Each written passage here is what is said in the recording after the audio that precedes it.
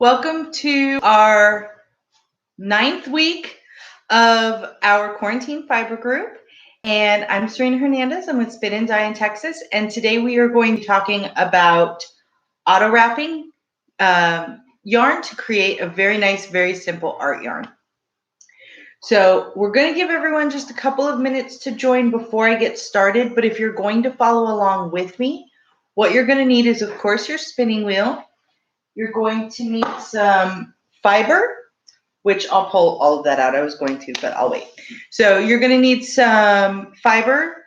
Any type of fiber will work, although I do recommend something that you're comfortable with spinning, particularly when it comes to staple length, just because it is going to be a single, technically. You're not going to ply it the opposite direction to balance it out or hold that twist in.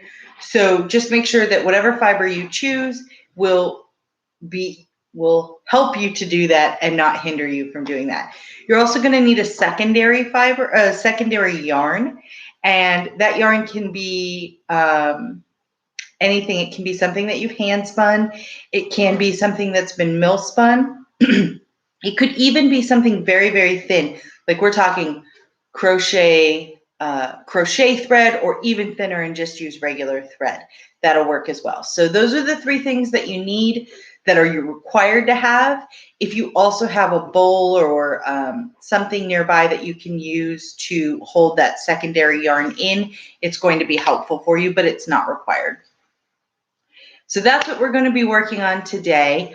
I am going to go ahead and get started. I think we're a couple minutes in now. It takes just a few minutes to go through the setup, so I want to make sure that we have time to get through it before the end of our meeting today. And then, of course, if you're spinning along with me and you have any questions, please feel free to ask. If you're working on another project and you have questions about that, or just want to share with us what you're doing, you're welcome to do that as well. So the fiber that I will be working with today is this merino that I dyed. It was a leftover dye from a dye pot that I was doing something else with. I believe it was coffee. And it's a very light coffee color. I would call it a very weak cappuccino color. So that's what I'm going to be working with fiber-wise. And then for my secondary fiber, don't get any ideas, Pickles. I see you want to eat my wool. For my secondary fiber, I'm using some hand-spun silk that I did in Monday's meeting, which, by the way, I am so sorry that I missed our meeting last Thursday. I just wasn't feeling just was feeling under the weather. So I'm feeling much better now, but I do apologize if you were waiting for me and looking forward to it and we just weren't able to do it. So I'm going to be using some hand-spun fiber. Now I have this wound into a center pole ball. I wind my small balls like that on the mini skein winders that my husband prints for Spin and Dye in Texas. And they work really well for this type of project where you're just using a small amount of yarn. But if you don't have that, or you are not interested in doing a center pole ball, you can just wrap that secondary fiber into a basic yarn ball, and that'll be fine. If you choose to use not crochet thread, if you choose to use sewing thread, embroidery floss, anything like that, I do recommend that you wrap it into a ball. Do not leave it on the spool unless you have something to store it on that's going to keep the thread from getting caught up on the edges of that bobbin, because it will get caught and it can be frustrating for you trying to do that. So I also have this great bowl that my great bowl from my great uncle, this great bowl to store that secondary fiber in. This will actually be on the floor. You won't be able to see it, but it's going to hold the silk in there for me so that it doesn't sit on the floor itself. I just don't want it running around, getting rubbed on the floor. We have a sticker burr problem this year that has just gotten out of control. Every time you walk outside and come back in, there's at least 4 sticker burrs on the floor that you have to sweep up. So I'm trying to keep any fiber off of the floor so that I don't run into problems. I am going to hang on, I'm going to set this down, but I'm just pulling my center out so that I have a place to grab on. Okay. So I'm going to set this down on the ground. I know where my tail is, so I can grab that when I'm ready for it. Now, the next thing we need to do is pre-draft. So you may not need to follow this step. It really does depend on how you spin. So I am naturally a very thin spinner, and because of that, I don't often spin singles or spin a completed single and leave it that way instead of plying it. And the reason for that is primarily because I find them to not be very strong, and they're not super useful for the projects that I work on. So when I'm doing a single, I want it to be a little bit thicker.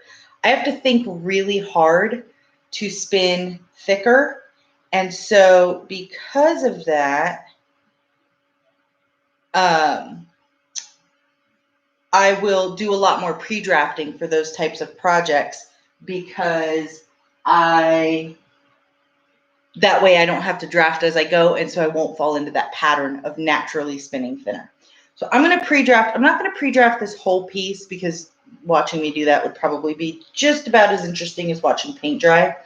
But I'll just give you an idea. So I'm not going for bulky. I'm going for maybe Aran weight-ish. I probably am going to use this for weaving, because I do like the auto wrap yarn as an embellishment in a weaving. So I prefer to weave with Aran or lower. I rarely, if ever, I don't know that I ever have woven with a bulky or super bulky yarn. So that's kind of what I'm going for as I'm pre-drafting this. And the technique that we're doing today is called auto wrapping.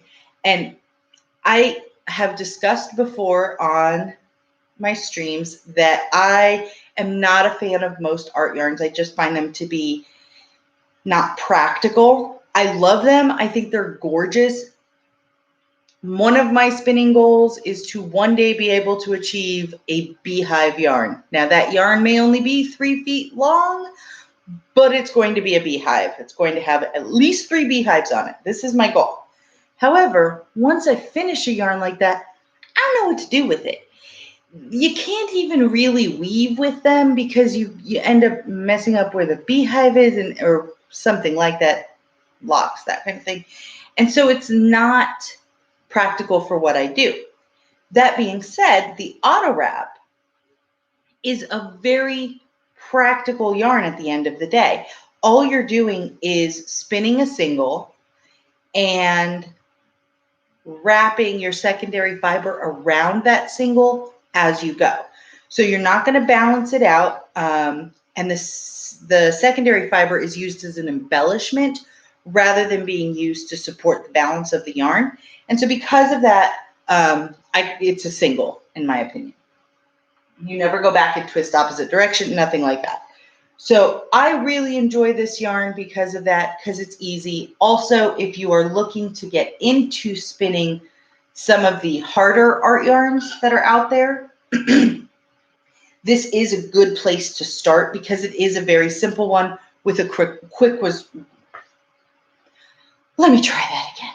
It's a simple one with a quick result. Don't know why I got tongue-tied, but it happens. So I'm going to start off very similar to how I have in the past with you guys. So I'm just running it through, and I'm going to fold it over and just add some twist in there. Now I am spinning clockwise for this one. Because it's a single, it doesn't really matter which direction you spin in, as far as I know. But in case you want to follow along exactly, that's how I'm doing it. So I've done maybe about, I don't know, a foot of just spinning that single just to get it started. Make sure I have a good grip to the leader and that it's going to feed onto the wheel okay. From here is where we're going to really start step 1 of the auto wrap. So I'm going to lean down here and grab my tail from my silk. Whoop. So here's my tail. You might be able to. It's there, I promise, if you can't see it. And I'm just going to put it into the pre-drafted but not yet spun fiber. Now, I always try and kind of tuck it in between so it's going to get wrapped up really nice. You don't have to do that. I'm always worried that my transition spots are going to be weaker, and so I try and do everything I can to keep them strong, but it might be just a little bit of unnecessary anxiety on my part. I'm not going to say that I'm known for that, but let's just say people wouldn't be surprised. So I am spinning nowhere near Aaron weight. So I'm going to do about 4 inches, maybe 6, of just almost a barber pole, where I'm just kind of spinning the two together. And then once I know that this secondary yarn has attached, is solidly attached to my single, I'm going to drop it. And you can kind of see it's hanging down right here. And I am not going to grab onto this secondary yarn again.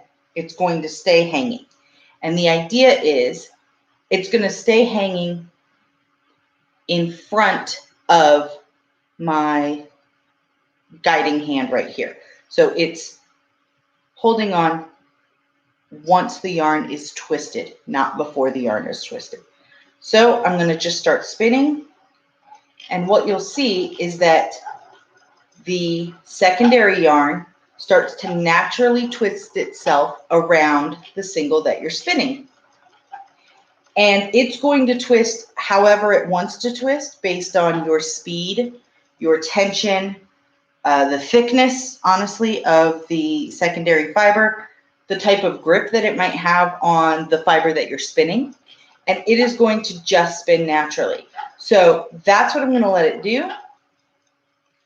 I want to avoid getting a straight barber pole look. So you can do that by changing the speed with which you let the fiber go through your fingers, because it's going to change the speed that it reaches the orifice. So the yarn may or may not have more time to wrap around, depending on what you want to do. You can also just kind of hold it and let it wrap a couple times and then let go. So I'm feeding through, and then I'm just going to pinch it right here. I'm going to keep pedaling, let some tension build up. I see it's grabbing onto some of that yarn, some of that silk, and then I'm just going to keep feeding through again. And that just gave me like a little textural element to my single. So this is not going to be Aran weight. I'm just going to let you guys know right now. I can see I'm naturally going too thin. We all have a thing that we do. This is the thing I do. So I tried in the Monday video when I got to this point to stop and show on the camera kind of what the result was. And it doesn't really work while it's still on the wheel because it's just hard to see. So let me show you this one. This was what was spun on Monday night. And you can kind of see how the silk, which is the brighter colored yarn there, is wrapping unevenly. The yarn itself is very uneven. It has chunkier parts, thinner parts, and it's just a really fun way to try an art yarn that can then be used without feeling like, oh, I have to find a special project or sometimes even a special tool in order to use this. So that's what I'm going to keep working on. I will keep letting it go. Once I get a little bit more on the bobbin, I will try and pull it up to the camera and show you what I have. But for now, I'll pull this out here. One other thing that you'll notice is the secondary fiber is naturally going closer to the orifice. Even if I pull it out to here, as I spin, it will keep going, getting right up there. That's fine. It can stay right up there. The flyer and the orifice are going to stop it from just getting sucked in naturally to the point where you have no control, I mean. And it shouldn't really break on you either. I've never had that problem when doing an auto wrap of the secondary fiber breaking, because there's no tension on it. So as long as you have a well-wound ball or a center pole ball, it should not get so caught that it breaks or gets really snagged up on you or anything, which is good because that's going to add to frustration when spinning. And no one wants to be frustrated when they're spinning. We all want to be relaxed, right? So I will also note that when I spun the silk, I intentionally spun it for this project. And so I made a point of not caring too much about how even the my spin was, because I wanted to have other textural elements in the yarn that I wouldn't have got if the silk was all just one weight all the way through. So it's going to be funky. It's going to be fun, but not so funky and fun that I don't like it. So I'm going to keep going with this. I would love to hear what projects you guys are working on. I am hoping to have this all finished tonight. I doubt I will finish this whole spool of silk this afternoon while we're talking, but I'm hoping to have it all finished tonight, and I'll post pictures on Instagram tomorrow so you guys can kind of see what I ended up with on Monday off the bobbin and then what I end up with today. So, oh, and the silk is different colors because I used a bunch of different hankies. So we should get some change here pretty soon. Maybe. We'll see. Oh, and you may have noticed my bling here. So last week, my nephew called me on my portal, and he said, Aunt Serena, do you have glow-in-the-dark necklaces? And there's a reason why he asked me. He asked me because I did buy some for a family trip that we took late last year, and so he was calling to see if I had any left. I said, no, buddy, sorry, I do not have any glow-in-the-dark necklaces. He said, I need glow-in-the-dark necklaces. I said, well, hang on a second. And I go on Amazon. And sure enough, I found a pack of necklaces. I said, do you really need some glow-in-the-dark necklaces? He said, yeah. He's 3, by the way, about to be 4 in a couple months. And I said, okay, tell you what, I'm going to get some necklaces and I'm going to for you. I'll get some. And he said, okay. He said, I also need candy. What? He said, I really need some candy, some chocolate. I said, okay, what kind do you want? Or no, he said, I'm sorry. He said, I really need minty candy. That's what it was. I said, minty candy? He said, yeah, we need some minty candy. We don't have any. I don't think he's ever had minty candy in his life, but okay. So I found some Andes mints. I said, how does mint and chocolate sound? And I hold up my phone to the portal and show him a picture of it. And he goes, oh, those are my favorites. So, well, if we're going to buy something for you, we got to get something for your sister too. So let's pick out something for her. So we did. We picked out some bubbles. That was last Tuesday. He has called me every day to see if his necklaces have arrived. Well, they arrived last night. And I didn't tell him because it was like late and I wouldn't be able to bring them to him. And so he called today. And so, when are my necklaces getting here? I said, well, they arrived. I said, but I have a meeting at 1 o'clock, so I can't bring them by. I will bring them by later because we do like the drop off at the front door type thing. I said, I'll bring them by after my meeting. And he said, well, maybe you could just show them to me. Okay, so I show him. Well, could you take one out? I can't really see it. Well, how do they work? So I showed him the whole thing. So that's how I ended up with this one, because he wanted to make sure that they were going to work for him. And then he said, so maybe we could just come to your house and you could bring the necklaces out and just throw them in our car. And we could wear our masks. And I said, Joel, I can't. I have a meeting. Sorry, buddy. But I'll bring them by. So I think later I'm going to put on my mask, go over to their house and give him his necklaces. I'm very excited. He got his candy last week because the candy arrived very quickly, which I was surprised by, but I'm really happy about because it is Texas and it's hot. And after I ordered them, I told my sister, gosh, I hope they don't get here in just a complete melted mess. If they're sitting in a, what's the word I'm looking for? In a warehouse for a couple days and then in the back of someone's car all day and blah, blah, blah, may never see them, you know? But thankfully they arrived without being melted. So he got those last week and he called me and he said, those are my favorite ones. Okay, I'm glad. My sister said, I don't think he's ever had an Andes Mint in his life. So I don't know if it was the shiny package, the idea of chocolate and mint, or if he was just really excited that I was buying him stuff and he was afraid I'd say no. But he's really happy with it. And my sister came out. So we were talking on the portal. And I was telling him, okay, I'm going to order this stuff for you. And when it comes, I'll call you and let you know, blah, blah, blah. And my sister came out and said, I am just cracking up in the bedroom because she was putting my niece down for a nap.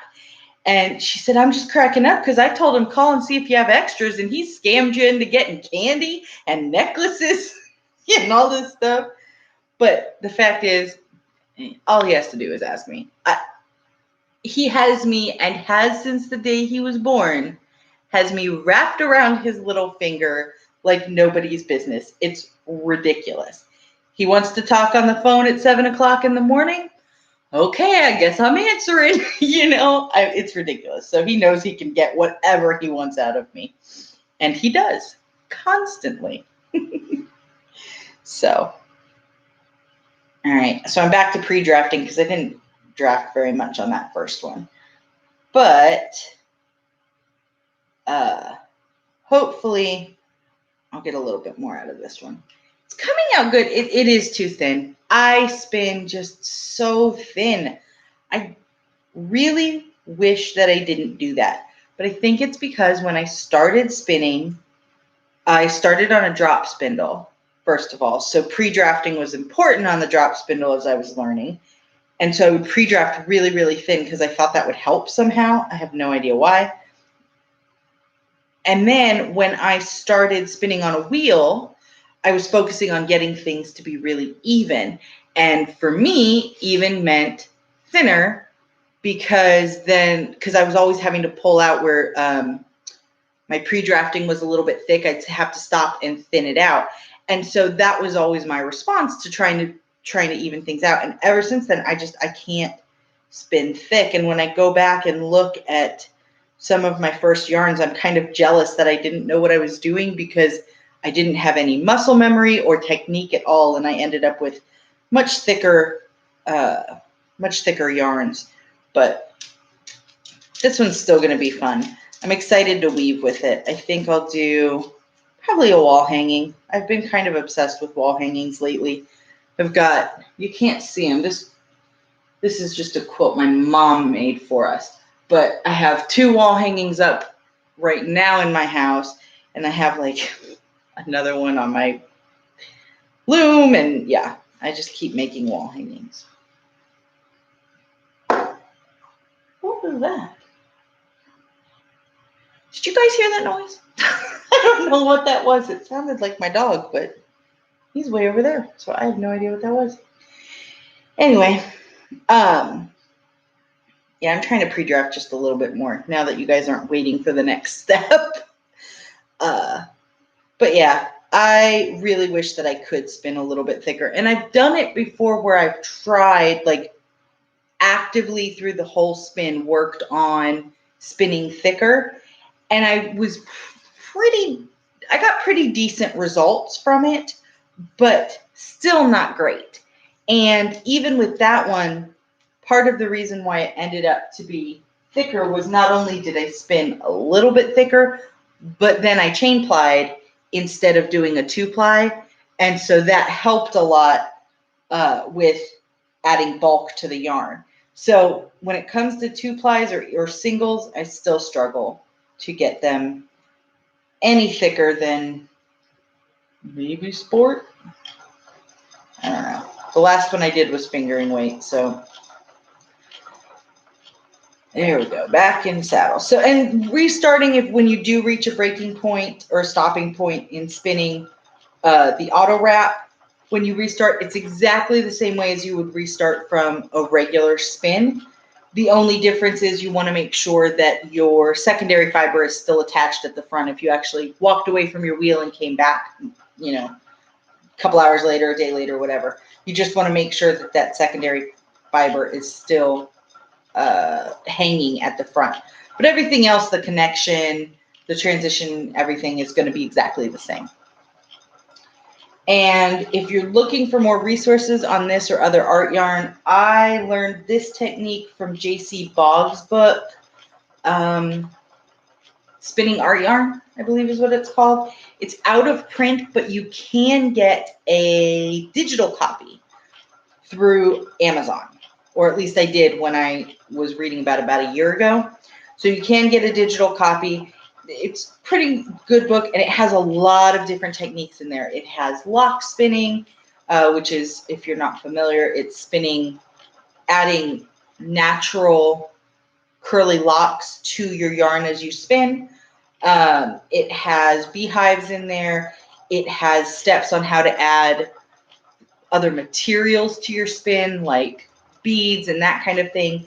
So it's a good resource. I will admit, her presentation method in the book is not my favorite. I think it's just kind of a hard thing anyway to teach spinning from a book. So that could be part of my,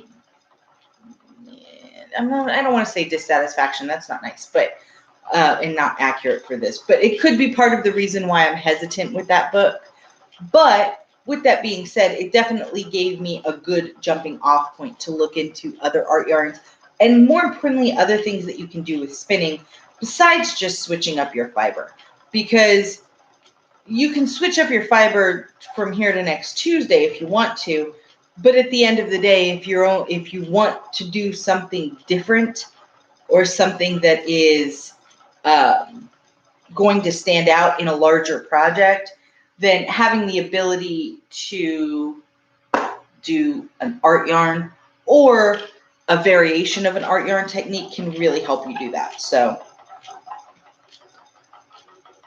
all of this silk was spun from silk hankies that I dyed myself. So I did a bunch of different colors.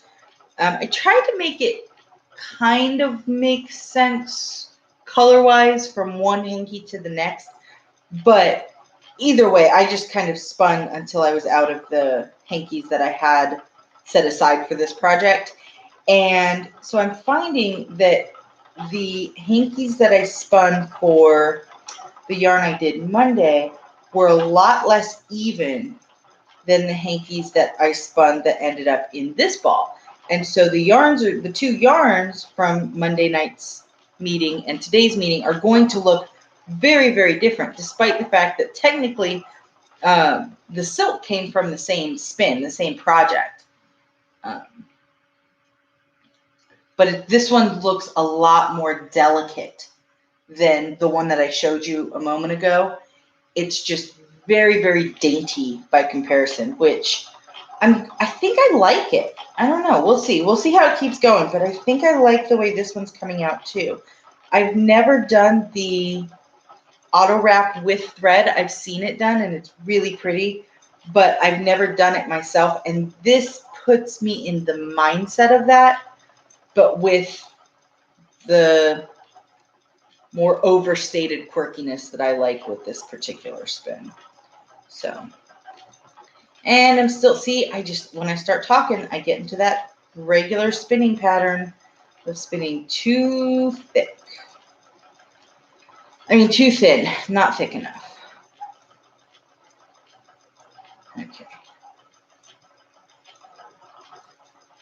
Ooh, my glasses keep slipping down my face. So I own a lot of pairs of glasses. I found this website a few years ago. A friend recommended it to me, called Zenny Optical. And they have crazy cheap glasses that are prescription, that I've ordered from multiple times, never had a problem with getting the right prescription, with them properly fitting my face, whatever. But because I own 8 or 9 pairs of glasses, it means that I can go a couple weeks or a month without wearing a particular pair. And this pair, I don't know that I guess I haven't worn them in a while because they're really not super comfortable on my face, which I don't remember from the last time I wore them, but they are not comfy today. So I'm sorry if I keep like stopping to do the actually move because they just keep sliding down my nose.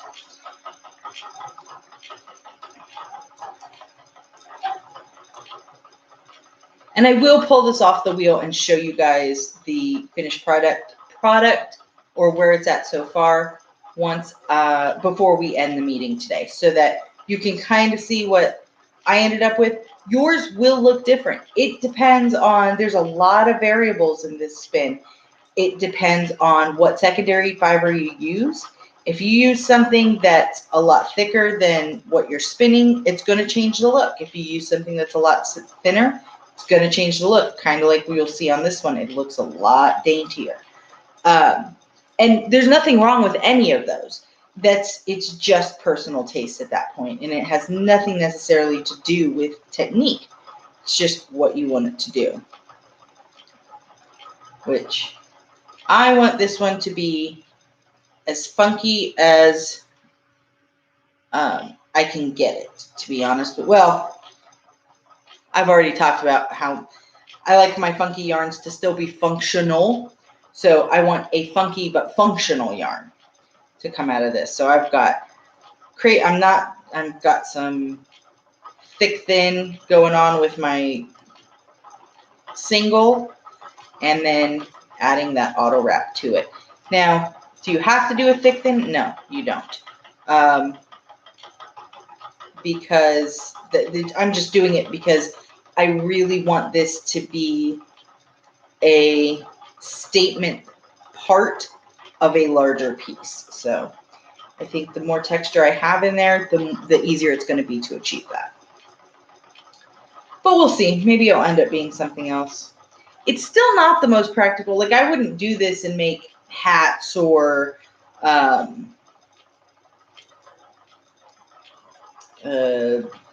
gloves or anything like that. I think I would take any auto wrap yarn and still use it as something that's going to be more ornamental. Maybe if you were going to use it to crochet the edge of a pillow or something like that, it would work really well there. I don't know that I would use it for a whole pillow, anything that's going to touch the skin. I don't know that I would use it because it's just not going to be the most even yarn. And you could spin it more even. You could absolutely spin something that was very even and just had this wrap around it. But if you're going to do that, you might as well do barber pole. So, I don't know.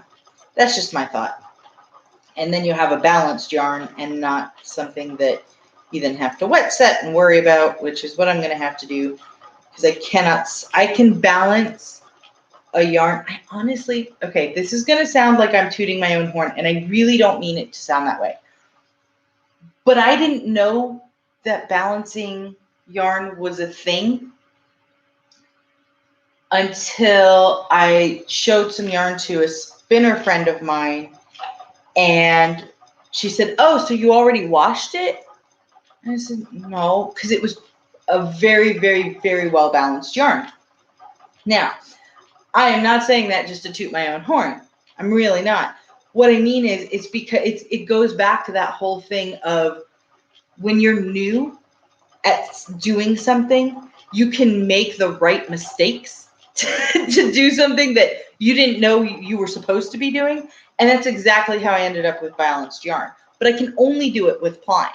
I can't do balancing with a single, or not even balancing. I don't know that you can get a balanced single, but my singles are always very twisted. I have to wash and set them in order to get them to a workable condition. Whereas when it comes to plied yarns, I don't think I've ever, there was one that I did that I absolutely had to wet set. But to be fair, it's because I spun it and then I plied it in the same direction that I spun it. So I basically ended up with one giant knot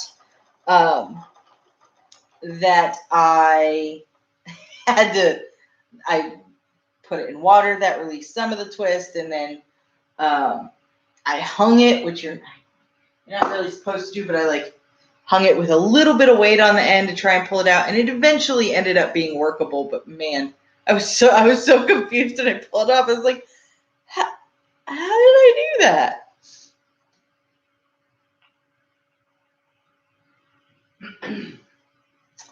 So I am out of fiber again. So back to my pre-drafting. Let me see. Yeah, it's too far from the camera. I'll wait. I really want to show you guys what I have on there so far, but I don't want it to. Do you hear that? I love when he sneezes like that. It cracks me up. It's like a cartoon sneeze.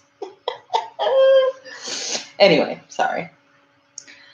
Yeah, I'll hold it up though before the end so you guys can see. But I really like the way it's coming out. It is very delicate compared to the other one, but I think it'll be good if I start with the heavier one at the bottom of a wall hanging weave and then transition it throughout up to this more delicate one at the top. That could be very cool. So that's probably what I'll do. Or maybe, I don't know. I'm still working it out in my head, but you guys will see it if you're on my Instagram whenever I finish it off. Because I love posting pictures of my projects up there because it gets. So my mom's a quilter. My sister does needle hand embroidery, but neither of them are yarn people. And I am in no way a sewer. Don't want a needle and thread. I can technically use a needle and thread, but beyond sewing on a button, you don't want me to use a needle and thread. So anyway, so they'll look at my projects and they'll say, oh, that's nice, or oh, that's neat that you did that. And they're always very nice about it. It's not mean or anything, but they don't know what they're looking at. And so because they don't know what they're looking at, they're always going to say it's nice because they love me, right? So I like sharing my projects and doing the Instagram stuff because of that, because I get to hear from other people who know what they're looking at to say, oh, you're having trouble with your selvages? Here's how you fix that. Or, oh, yeah, I hated spinning. What was that one I just did? I hated spinning Icelandic too because of XYZ, you know, and there's just that you're talking to other people who know what you're talking about, first of all, and 9 times out of 10 know more about what you're talking about than you do. So that's really nice. But yeah, so I'll post a picture whenever I put this in a weaving, which I'm hoping to do some weaving maybe next week. I don't know, because I have been very busy working on my donation stuff. So you might remember, I know it's been a couple weeks, but I've been doing different projects throughout quarantine with the intention of having items to be able to donate when all of this is over, or hopefully it's all over, but more importantly, when the weather gets bad again and when organizations need donation items, because I just have a feeling that they'll struggle this year. So last we left off, I think I was at 10 washcloths, which I'm still at 10 washcloths. No, I'm at 12 washcloths. That's right, I did 2. So I've got washcloths done. Then I've got about 3/4 of my fleece cut for tie blankets for the animal shelters. And then of what I have cut, I have completed 19 blankets. And so I thought it was more than that, but it wasn't. My husband went up and counted for me. And no, I do not have more than that. But I've completed 19. So I have to get all of my fleece done by August because it is currently taking up space in a closet in our guest room, and that guest room is going to be occupied for the next year. And so because it's going to be occupied, I feel like they probably want a closet that's not full of fleece. So I will be working on those blankets until I get them done. And then I will go back to doing probably hats. And I've also started doing some ear warmers because for Texas in particular, sometimes a hat can be too much, but it's not warm enough to have nothing. So I thought I would do some ear warmers as well, because at least that way you could have some type of protection without having to go so far as to wear wool in Texas in September, because it's unnecessary where we live. So that's something else that I've been working on, which my mom texted me this morning and says, oh my gosh, I love this thing that I got from a friend, and it was a knitted ear warmer. She said, I need you to make me about 100 of these. I said, haha, that's so funny, because I just started making them like last week. So I will be making her some too. I just have to find a good yarn for that one. Because most of what I've been doing for my donation has been, I haven't been using scrap yarn, but I've been using yarns that I've had in my stash for a while that I've never really found the right project for and don't foresee finding the right project for. So that then, and this is the part my husband doesn't know yet, but he's going to find out, when all of this is over, I will have to replenish the yarn that I used for this project. But he doesn't have to know that I hadn't used it in 6 years, right? I'm not going to tell him. I'm just going to say, well, I donated all that stuff, so I'm going to need more yarn. And he doesn't have to know that I wasn't going to use that yarn for anything else. So that's kind of where I've been, is I'm using skeins, not scraps, but ones that I've just held on to for a while, never really found the right project for, or just have fallen out of love with since I bought them, which happens to me sometimes, where you buy the yarn and in the store you're looking at it and you're like, oh my gosh, I could use this for so many things. It's my colors. And then you get home or you see it in a different light and it doesn't inspire you the same way. And so I am pretty guilty of that. So I have a lot of yarn to work with. And then after all this is over, I will have a brand new stash to work with. And I don't like wasting it, so I'm glad that I can do this with it instead of just using it to stuff pillows or something. I don't know what else I would use it for, but there's been a few times where I've used scrap yarns for stuffings and dog toys and stuff like that, and at least this will go to a good cause and not just to see how long it takes my dog to chew it into little tiny pieces. Look at him on the camera. That's so funny. He just looks... he just looks so sweet. So that's Pickles. I think that's the best view you guys have ever gotten of him, but that's Pickles on the couch. And he is being so good and just sleeping, which is lovely. Because he is not in any way, shape, or form a bad dog. Like, he doesn't bite you. He doesn't chew up everything. Well, no, he does chew up everything. But he doesn't chew on the furniture anymore. He doesn't do any of that kind of stuff. But he is loud. And so we have a 2-story house. And we have an office upstairs. And that's where my husband's been working since quarantine started. But also where, like, I have my yarn and roving, where he has his video games and that kind of thing. And so he was upstairs quite often, even before quarantine happened, because that's just where he does his fun stuff. Every time he comes downstairs, Pickles likes to bark. every time. Not every other time, not every third time, every time. And at first, we thought, oh, well, it must be because my husband would be wearing a hoodie. We thought maybe he didn't like the hoodie. It made him nervous. And so he would stop coming downstairs wearing the hoodie. He would just carry it down. That didn't work.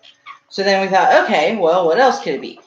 Maybe it's that he doesn't like the echo because he was found in a hoarded house. And so echoes probably really bother him because there is no such thing as an echo in the hoarded house. And so he started trying to come down quieter. That didn't work. So we've decided that he's just, every time Chris comes downstairs, that all Pickles is doing is just saying, hey, guys, did you know? Did you know that Chris is here? Hello, did you know? And he's just doing it very loudly. I choose to believe that that's what's happening because otherwise it would be very annoying every single time my husband comes downstairs.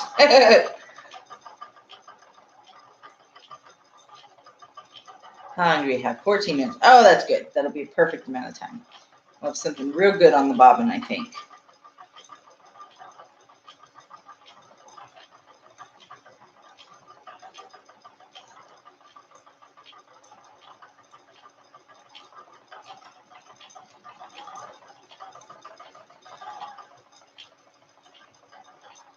Need a drink. Whew. It is hot in my house too today. It's 81 degrees in here already. But we're supposed to get rain this afternoon, which I am so excited about. So we got a little bit of rain Tuesday. And last weekend, my husband and I spent a bunch of time out in the yard again. Mowing the grass, and then we laid down, I always call it the wrong thing. I think it's called weed and feed. Anyway, it's the stuff that's supposed to kill all the weeds in your yard and then make your grass grow better. And so we laid that down, and then we got rain yesterday, and we're supposed to get rain again tomorrow and Saturday. So I'm hoping that we laid down the stuff right in time so that we're going to end up with a really lush yard, which would be amazing because right now we have, I'm going to be honest, it's kind of embarrassing. We have the ugliest yard in the neighborhood, especially the front yard. It's not that it's overgrown. It's not that it's just all weeds. It's just all weeds. It's like, it's just all that really low, like clover and that kind of thing. And there's just a few patches of grass. So I'm hoping beyond hope that this very easy fix solves the problem and we end up with grass starting to grow out there because I want it to look nicer. I'm not one of those that needs a perfect manicured lawn, but I definitely don't want to look at my lawn and go, yeah, it's the worst in the neighborhood. It really is. I mean, besides the guy that doesn't mow his grass, but you know, that's not the same thing. That's just being lazy. So, so here's hoping that this rain does something for us. Plus, it's the best time of year for Texas because this is the rainy season, 2 weeks, 3 weeks that we get these storms. And they always come through and they're always like strong storms, that blue-gray sky that always tells you there's going to be some scary lightning happening. And they come, they blow through, and they take like an hour. And then the sun comes out. There might be a rainbow. It's just the best, second best time in Texas. The first best is the first couple weeks in March, sometimes into late April when the wildflowers bloom. But since we all kind of missed that this year, this is my second favorite time, and this is something I can enjoy from home. So I'm very excited about that. There's still some wildflowers out, but they're not the same ones. I went on a walk on Sunday, and I took pictures of. So this walk that I went on, I was going to walk for 30 minutes. I ended up walking for like an hour and 15 minutes, and I walked 3.5 miles or something like that. It was a very long distance for me. Anyway, and I was getting bored about halfway through, so I made it to the point that I said I would go to in my head when I started walking. I was like, hey, I'm going to see if I can make it to this point. So I made it there. I was like, oh, crud. Now I got to walk back. I don't want to walk back. Which, yes, I know. I should have thought of that. It's obvious, blah, blah, blah. But that's who I am. So,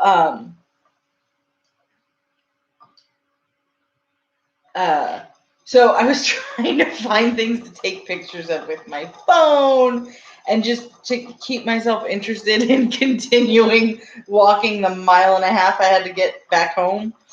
And so I got a bunch of pictures of some really pretty wildflowers, but they're the ones that bloom right now are closer to like what you would expect to see in a desert, whereas the ones that bloom in early spring are the bluebonnets and the paintbrushes.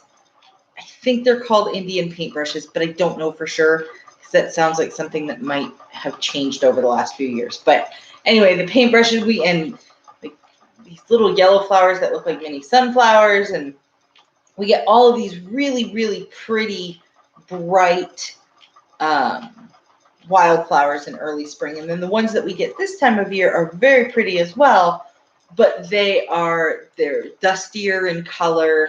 They tend to sit a little bit lower to the ground too, at least from what I've seen. I am in no way a gardener. I don't pretend to be a gardener. I don't want to be a gardener or a landscape artist or anything like that because I would be terrible at it. I literally, and this is not a lie or an exaggeration, I once killed basil in 6 hours. Yep, 6 hours.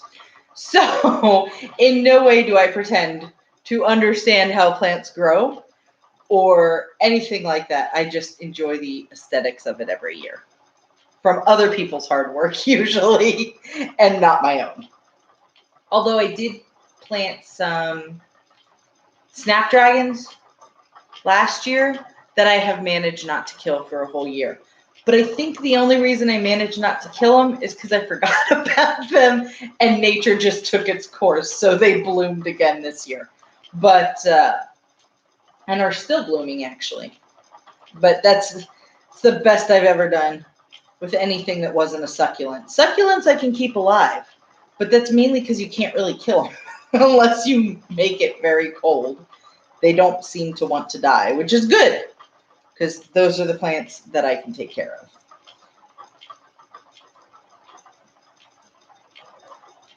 Okay, I'm almost done with this piece. And once I'm done, I'll pull this off the wheel and show you guys what I spun. I would love to see what you guys spun today. Even if it wasn't an auto wrap, I would love to see what you're working on. Please feel free to drop it on my Instagram because it's always fun to see what other people spin. I think it's very inspiring. There's one person that I follow on Instagram who took a picture of all the singles that she had spun.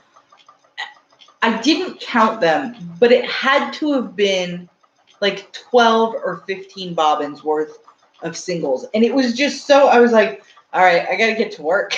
I haven't spun enough this quarantine. I mean, it's been 9 weeks. What do I have to show for it? So it's always very inspiring to see what you guys are working on, what other people are working on, and kind of how everyone spins, I guess, because you can give the same roving to 6 different people. You end up with 6 entirely different yarns, so it's just kind of cool. But anyway, all right, I'm gonna finish this off here.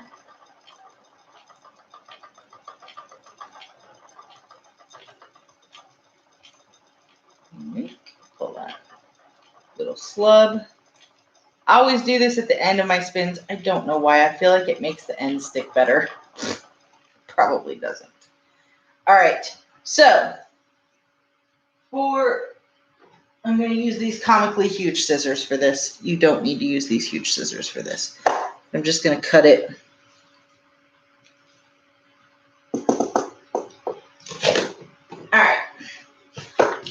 Get this off here.